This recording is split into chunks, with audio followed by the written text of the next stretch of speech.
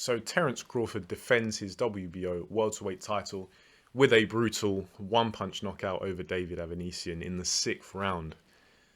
Unsurprising, dare I say. Unsurprising is the word I want to use. I didn't see anyone in the boxing fraternity who was really predicting otherwise. It seemed like it was just accepted that this was an easy win for Terence Crawford. And just to kind of go off on a tangent, I actually had a dream last night that Terence Crawford got wiped out of one punch. I was checking the boxing headlines in my dream and saw David Avanesyan had won. But that was a dream, and we're here to talk about reality. And the reality was this was a fairly easy almost and straightforward fight, at least from what I saw. Terence Crawford was very much in control throughout. And yeah, it was just fighting at a casual pace, almost like a sparring session. And he just really deconstructed David Avanesyan until it got to the 6th. And he pulled out a massive one-punch knockout. It was the right hook from the southpaw stance. Just completely separated Avanesyan from his senses. He was flat on his back. The fight was very much over. There was really no question about it. But I guess we can look into the technique and maybe some of the impressions that are going to come off the back of this result, this fight.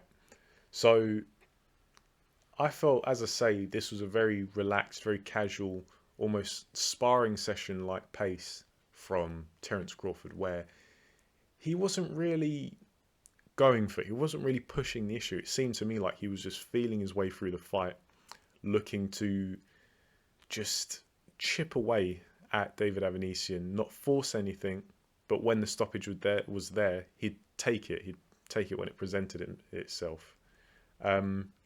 Some people, because I haven't seen anybody's comments on this fight or their impressions, but I'm anticipating that some people are going to start to ask the question, is Terence Crawford slowing down?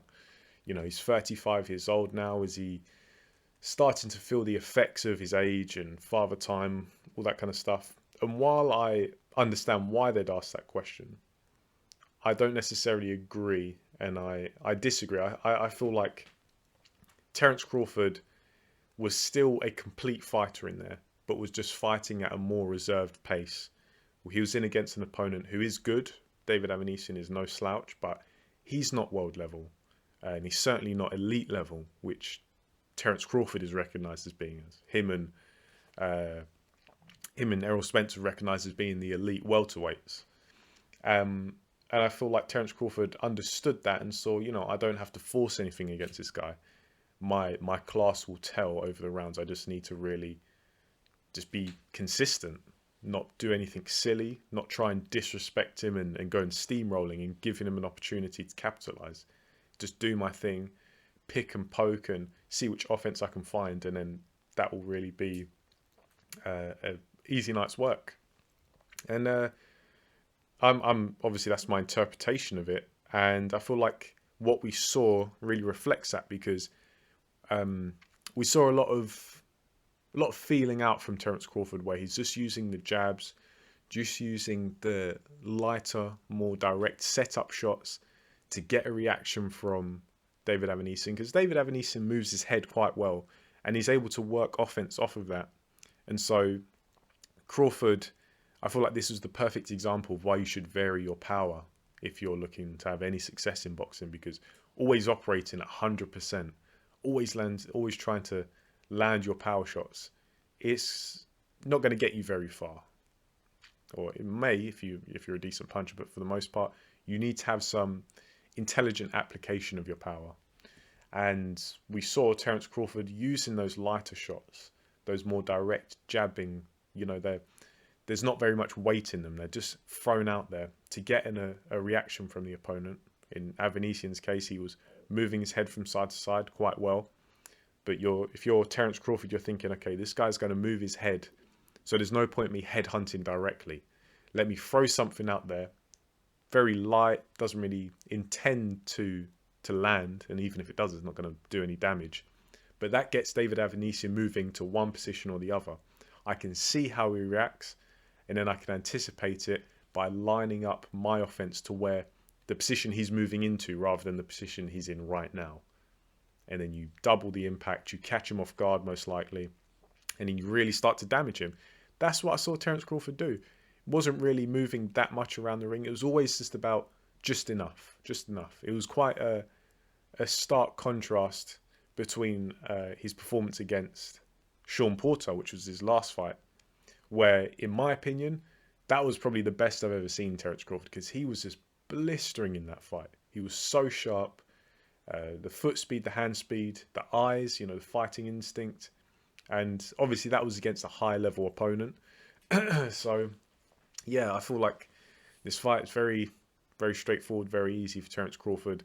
He started to really get Avanesyan under manners in the 5th and 6th round. And Avanesyan seemed... he seemed to just retreat to his high guard by this point. He was still trying, don't get me wrong, but he was like, you know what? The head movement started to decrease and decrease, the amount of it. And he was in his high guard. And at this point, Terence Crawford had him up close. Kind of became a fight at much closer range, and Terence Crawford was looking to line up the left uppercut from the southpaw stance in particular, where David Avanesyan was in his high guard leaning into him.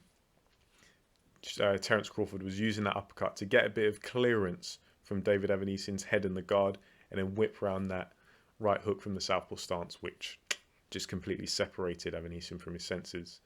So, yeah, I don't think Terence Crawford really put foot wrong. He took a couple of punches, but for the most part, he was typically able to move with them or block them, at least partially. Terence Crawford's got very good eyes, very good fighting instinct, and very good technique. So he actually started to turn those defensive maneuvers into pull counters. So it was he was really starting to shut Avanesyan out, I felt. But yeah, that was this fight in a nutshell. I don't really know how much there is to talk about. I know some people are going to look at this and say, oh, see, Errol Spence beats Terence Crawford. I saw nothing in this fight that changes my mind. I still feel like Crawford wins in a good competitive fight against Errol Spence. But you know what? The fight's got to happen. It's got to be made. There are really no excuses by this point, and it's getting very frustrating because it seemed like it could have happened, and then all of a sudden it's just dead in the water. And yeah, it's annoying as hell, very annoying. But theoretically, if I'm theorizing how that potential fight goes, I'm still picking Crawford. But then obviously you have to factor in time and activity and also the preparation of each fighter, because Terence Crawford has had this fight against Avanesyan. Spence looks like he's set to fight Keith Thurman.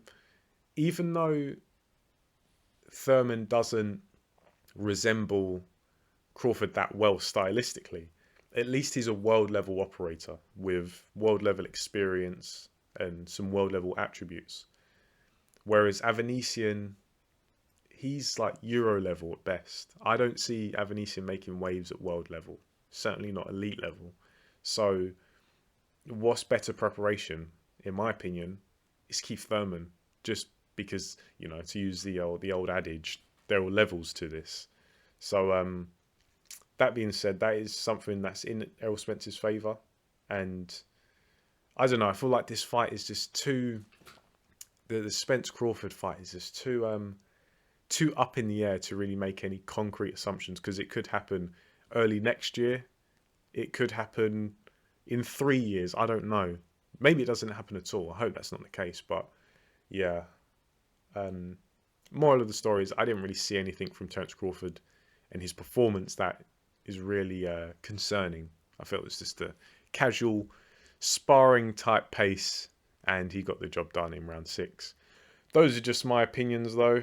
Let me know what you think in the comment section below. Do you agree? Do you think it was just a relaxed, reserved Crawford? Or do you think that this is a cause for concern and maybe he's starting to feel the effects of age? Leave it down there and I'll get back to you. But for now, thanks for listening, and I'll catch you in the next video.